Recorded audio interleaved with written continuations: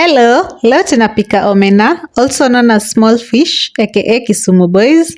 I'm gonna show you a very easy recipe to use. Yeah, so let's start. I like to be educated, but I'm so frustrated. Hello to my loneliness. I guess that ignorance is bliss. Take me back to be...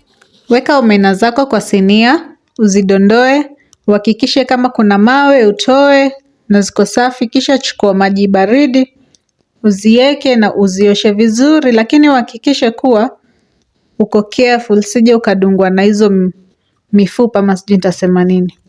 Haya, chukua maji yako kwa sufuria, uweke, then uziboil. Let them boil, ndio zikuwe soft kabisa. Alafu drain the water. Chukua pani yako, uweke hizo omena, ndio zikauke hayo maji.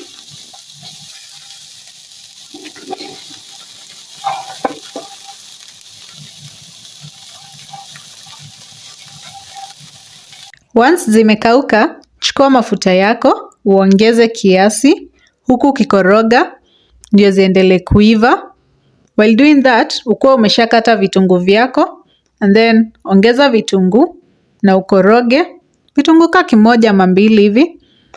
Then hakikisha pia umeshakata tomato zako and every other ingredient yenye utataka kutumia. Ongeza tomato, kisha ongeza chumvi yako kiasi tu. And then funika, ndio tomato ziive vizuri. And once zimeiva, funua tomato zako, endelea kukoroga kidogo. Haya, here you can add any other spice yenye unataka. Kama wewe ni mtu wa pilipili, kama wewe ni mtu wa turmeric, kama wewe ni mtu wa nini, paprika. Haya, matakataka zote hapo ongeza. Kisha ukishamaliza, mimi nimeongeza garlic yangu yenye nimebonda bonda, nikaeka garlic. Haya, koroga garlic yako ndio pia iko na huo utamu wa garlic. Kisha nitaongeza zangu dania, and that's all.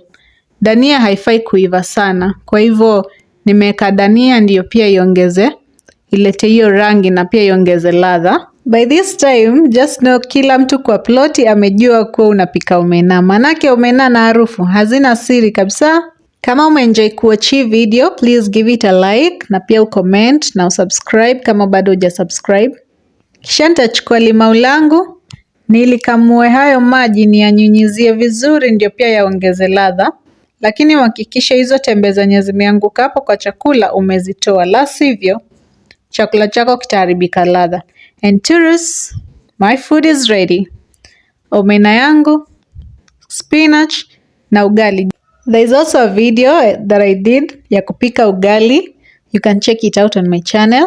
Thank you for watching. I hope you've enjoyed this video. See you next time. Bye bye. And make sure you subscribe.